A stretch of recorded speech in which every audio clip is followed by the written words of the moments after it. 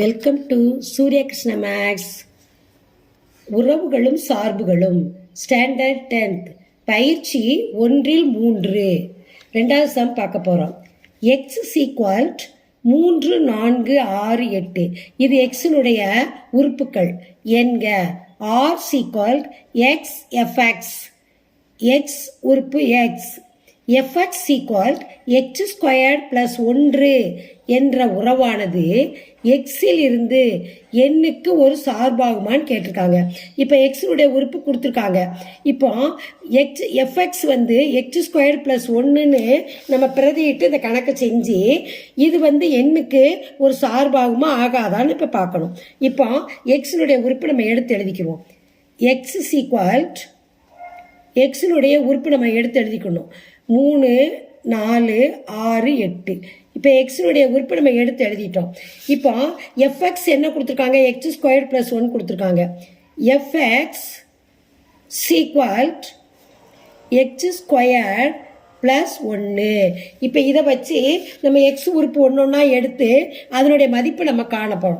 இப்போ FX F இப்போ X இருக்க இடத்துல இந்த முதல் உறுப்பை நம்ம பிரதியிடணும்.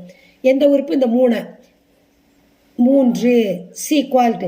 அப்போ எக்ஸ் ஸ்கொயர்டு என்ன வரும்? 3 ஸ்கொயர்டு ப்ளஸ் 1. 3 எத்தனை? 9 ப்ளஸ் 1 சீக்வல் 10.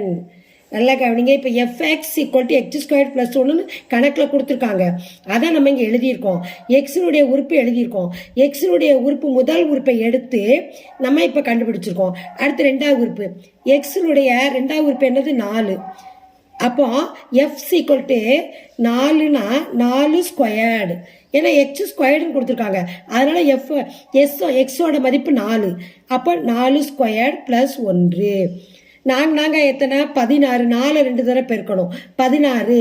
16ஓட 1 கூட்டினா 17. 16 1 ஈக்குவல் டு 17. அப்போ எஃப் ஈக்குவல் டு எக்ஸினுடைய மூன்றாவது உறுப்பு என்னது? 6.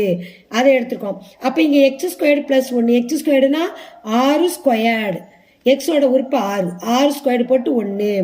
6 2 தடவை பெருக்கணும். 6 6 36 ப்ளஸ் 1 ஈக்குவல் டு 37. அடுத்து எஃப் ஈக்குவல் டு அடுத்த உறுப்பு என்ன கொடுத்துருக்காங்க? 8 கொடுத்துருக்காங்க. அப்போ எக்ஸ் ஸ்கொயர்டு ப்ளஸ் 1னா 8 squared plus 1. 8 8 64 plus 1 equal to 65 கண்டுபிடிச்சிட்டோம். இப்போ இது சார்பாகுமா? இப்போ நம்ம எஃப்எக்ஸை வச்சு எக்ஸ் ஸ்கொயர் ப்ளஸ் 1 வச்சு நம்ம எல்லாம் பிரதியிட்டு கண்டுபிடிச்சிட்டோம். இது ஒரு சார்பாகும். எப்படி சொல்கிறேன்னா, காரணம் எக்ஸில் உள்ள ஒவ்வொரு உறுப்பும், இந்த எக்ஸில் உள்ள ஒவ்வொரு உறுப்புக்கும் என்னது? எண்ணில் ஒரே உறுப்புல தொடர்பு இருக்கிறது. இது ஒரு சார்பாகும். காரணம் என்னன்னா, எக்ஸில் உள்ள 3 4 6 8 உறுப்பு இருக்கலாமா? அந்த உறுப்புகள் எல்லாமே எதில் இருக்கு? எண்ணில் ஒரே உறுப்புல தான் தொடர்பு இருக்கிறது. எக்ஸில் உள்ள ஒவ்வொரு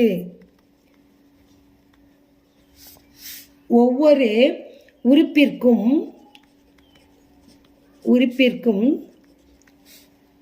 எண்ணில் ஒரே ஒரு உறுப்புடன் தான் தொடர்பு இருக்கிறது.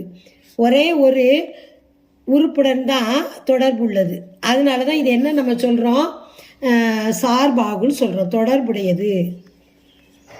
அதனால இந்த சம் இது ஒரு சார்பாகும். எக்ஸிலிருந்து எண்ணுக்குன்னு கேட்டிருக்காங்க. அதனால எக்ஸிலிருந்து எண்ணுக்கு ஒவ்வொரு உறுப்பு, எக்ஸில் உள்ள ஒவ்வொரு உறுப்பும் எண்ணில் சார்பாகுது. அதனால எண்ணில் ஒரே உறுப்புடன் தொடர்புடையது. இது சார்பாகும். ஆன்சர்.